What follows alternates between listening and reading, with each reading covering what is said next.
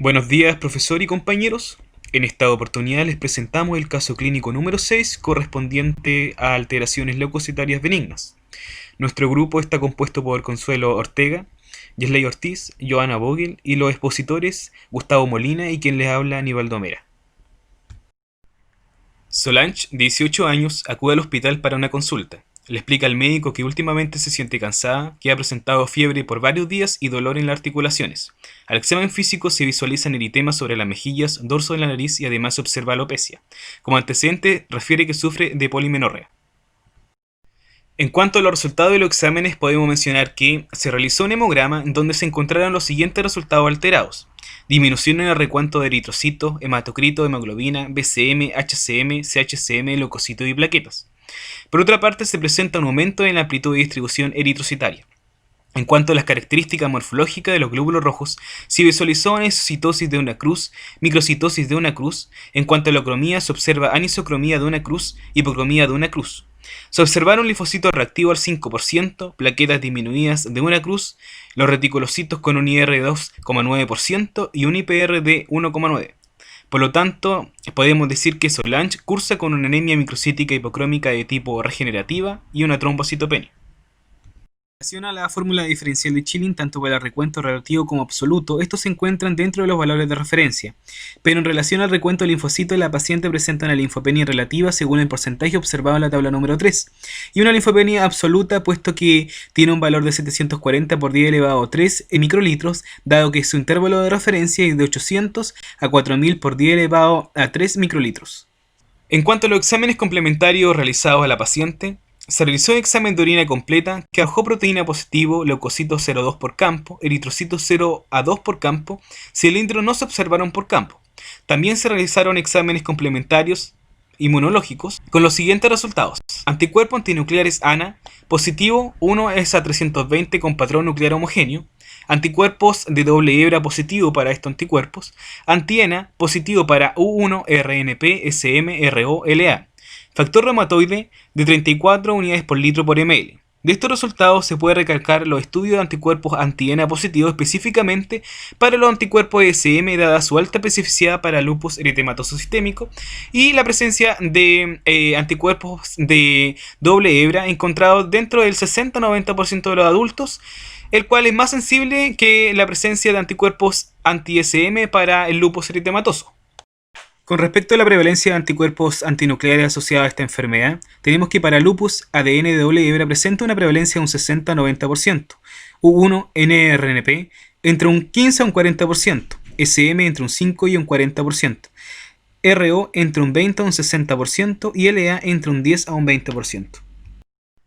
A partir de las pruebas diagnósticas realizadas a la paciente, se llegó a la sospecha clínica de que Solange presenta lupus eritematoso sistémico, lo que concuerda con la presencia de anticuerpos antinucleares positivos específicamente para anticuerpos SM, anticuerpos de doble hebra, factor reumatoide aumentado y con la presencia de linfopenia y trombocitopenia. Con respecto a las alteraciones hematológicas, estas son frecuentes en el lupus eritematoso sistémico: la anemia hemolítica con reticulocitosis, una leucopenia menor a 4000 milímetros cúbicos en 2 o más exámenes seguidos, una linfopenia menor a 1500 milímetros cúbicos en 2 o más ocasiones de exámenes, trombocitopenia menor a 100.000 milímetros cúbicos cuando no se pueden contribuir a la presencia de fármacos. En cuanto a los linfocitos reactivos, estos son estimulados dado un proceso viral o por la respuesta inmunitaria del paciente. En cuanto a la etiología, no está del todo clara, pero intervienen factores genéticos, ambientales, hormonales, alteraciones en la activación de las células B y células T, desequilibrio en la apoptosis, disfunciones en el balance de las citoquinas. Esto implica una pérdida de la autotolerancia a nivel celular. En cuanto a las características, es una enfermedad autoinmunitaria multisistémica e inflamatoria. El cuadro que presenta va de remisiones y recaídas que pueden ir de leve a grave dependiendo de la susceptibilidad que presenta el paciente a procesos víricos y exposición solar. Los tejidos de las células se dañan por adherencia de diversos autoanticuerpos y complejos inmunitarios, lo cual pueden desarrollar una incapacidad física y funcional importante. Por otra parte, se presenta comúnmente en mujeres de edad reproductiva. Dentro de las manifestaciones clínicas que presenta la enfermedad autoinmunitaria inflamatoria, Existen varias y algunas son comunes. Pero para lupus eritematoso sistémico, algunas son específicas, como por ejemplo los dolores musculares en un 90% de los casos, una fiebre sobre 38 grados en un 90% de los casos, una fatiga entre el 81% de los casos y una anemia dentro de un 71% de los casos. Respecto a la epidemiología global, se identifican 5 millones de personas alrededor del mundo que presentan la enfermedad. La incidencia global es de 0,3 a 23,7 por 100.000 habitantes y la prevalencia global es de 6,5 a 178 por 100.000 habitantes. Se presenta mayoritariamente en mujeres alrededor del 90% entre la edad de 18 a 45 años. La enfermedad es más común en afroamericanos, afrocaribeños y asiáticos y tiene una incidencia baja en África. Se cree que la malaria tiene un factor protector frente a esta enfermedad. Respecto a la epidemiología en Chile, según un estudio epidemiológico, la enfermedad autoinmunitaria sistémica más frecuente en Chile son artritis reumatoide, que registra un 36,7%, le sigue el lupus, que presenta un 21,10%. En cuanto a las patologías más frecuentes que se presentó en el servicio de urgencia, la artritis mayoritariamente registró un 15%, mientras que el lupus registró alrededor de un 4%. Principalmente las causas fueron cardiovasculares, infecciosas y digestivas. Con respecto a la fisiopatología, podemos decir que participan factores genéticos y ambientales. Dentro de los factores ambientales se puede desarrollar por la exposición solar, virus o varios fármacos, siempre y cuando estos factores afecten a individuos genéticamente susceptibles a presentar la patología.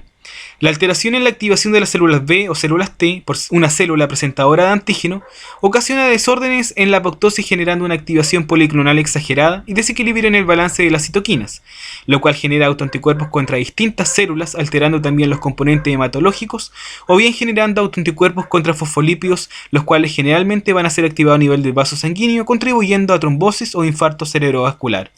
A nivel genético, el gen SCL3 participa en el aceleramiento del lupus, contribuyendo entonces a una unión con una célula presentadora de antígeno, secretando citoquinas inflamatorias y generando una apoptosis. El diagnóstico del lupus eritematoso sistémico consta de una biopsia renal que demuestre nefritis lúpica junto a anticuerpos antinucleares positivos. Esto se debe acompañar con al menos 4 de los criterios que se nombrarán a continuación, en donde al menos uno debe ser de tipo inmunológico. Los criterios, como se pueden observar en la diapositiva, son el eritema malar, eritema discoide, que es básicamente el enrojecimiento de la piel, fotosensibilidad, ya que produce erupciones cutáneas por efecto de la luz solar, úlceras bucales, ya que pueden ser orales o nasofaringias, artritis o dolor en 2 o más articulaciones.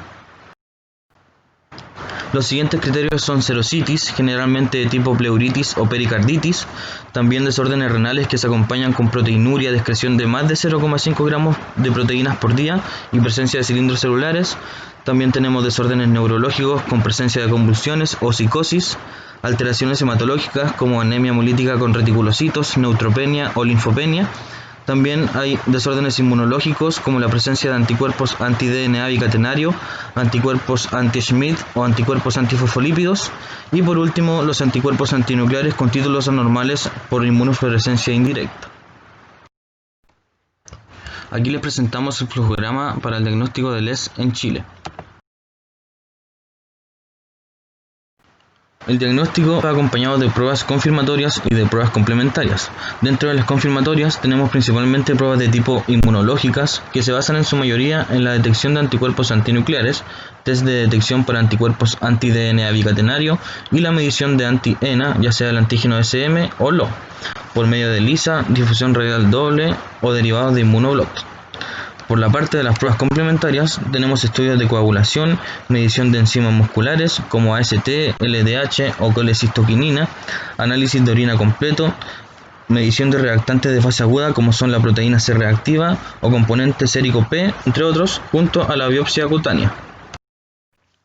En cuanto al tratamiento del lupus eritematoso sistémico, podemos decir que hay varios fármacos para esta patología y van a depender de la clínica del paciente, ya que si se trata de una forma leve o moderada de la patología, se pueden utilizar diferentes tipos de corticoides en bajas dosis, antimaláricos y metotrexato.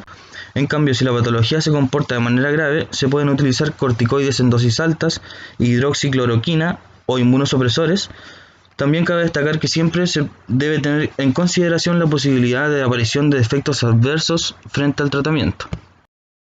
En esta diapositiva podemos observar el flujograma para el tratamiento del lupus eritematoso sistémico en Chile. En cuanto al seguimiento del tratamiento por parte del laboratorio en estos casos, podemos decir que se puede clasificar según la periodicidad del seguimiento, que puede ser basal, al primer mes, cada 3 meses, cada 6 meses o de forma anual, en donde van a tener en común diferentes tipos de pruebas como el recuento de inmunoglobulinas, el hemograma, pruebas hepáticas y exámenes de función renal, pero cada 6 meses o de forma anual se debe realizar una detección de complemento en su forma de C3 y C4 junto a un control dermatológico. Como conclusión, podemos decir que el LES es un trastorno autoinmune que se puede expresar diferentes tipos de manifestaciones clínicas y su aparición comprende los factores genéticos y ambientales, aunque también puede estar inducido por drogas o estar sujeto a factores hormonales que explican la alta frecuencia en mujeres. Esta patología se caracteriza por una gran cantidad de autoanticuerpos, específicamente linfocitos T y B policlonales que desencadenan anticuerpos contra diferentes células y tejidos del propio organismo. Su estudio resulta complejo dado los diferentes factores que interactúan en la patología junto a las manifestaciones clínicas de las personas que varían desde lesiones cutáneas hasta cuadros multisistémicos que pueden provocar la muerte. En base al trabajo expuesto, se puede dejar en claro que el estudio del laboratorio es una herramienta fundamental para comprender todos los procesos implicados en esta patología. Los resultados obtenidos de los distintos parámetros analizados junto con la diferencia en la concentración y morfología de algunos elementos celulares nos entregan mejores indicios para orientar el diagnóstico y también para establecer pruebas complementarias necesarias para su determinación. Bueno, aquí le presentamos nuestras referencias bibliográficas para realizar esta presentación. Para comenzar, nuestro caso clínico se trataba de Solange, una joven de 18 años que acudió al médico por cansancio, fiebre de hace varios días y dolor en las articulaciones. En ella se visualizan eritemas sobre las mejillas y el dorso de la nariz, se observa alopecia y ella expresa que sufre de polimenorrea. Por esto se solicitan diferentes tipos de exámenes, principalmente de tipo hematológico a través del hemograma, en donde se puede destacar que tiene baja la cantidad de glóbulos rojos, el hematocrito y la hemoglobina. A su vez también están bajas las BCM, HCM y CHCM.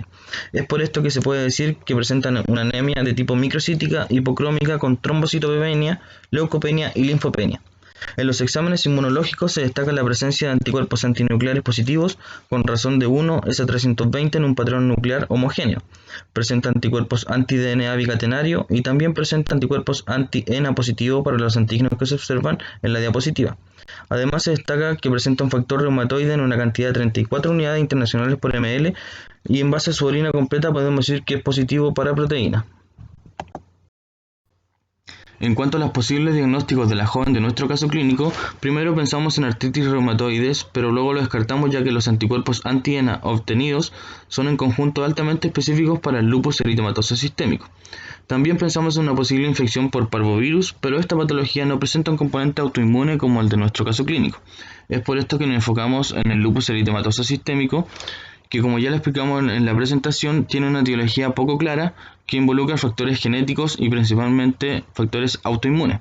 En cuanto a la epidemiología, le dijimos que la prevalencia es más alta en mujeres en rangos de 18 a 45 años de edad. Las manifestaciones clínicas son muy diversas, que van desde fiebre, dolores articulares hasta falla multisistémica. El diagnóstico se realiza principalmente a través de una biopsia renal que demuestra nefritis lúpica positiva más un autoanticuerpo positivo, y el tratamiento y seguimiento se da con diferentes fármacos que van a depender de la gravedad de la patología. Muchas gracias por su atención.